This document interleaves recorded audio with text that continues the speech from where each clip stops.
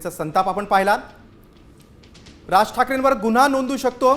भोर प्रकरणी राज ठाकरेंनी केलेल्या विधानामुळे त्यांच्यावर गुन्हा दाखल करा अशी मागणी वकील असीम सरोदे यांनी केले। एका जबाबदार नेत्यानं भडकाऊ विधान करणं चुकीचं आहे असं सरोदे म्हणाले।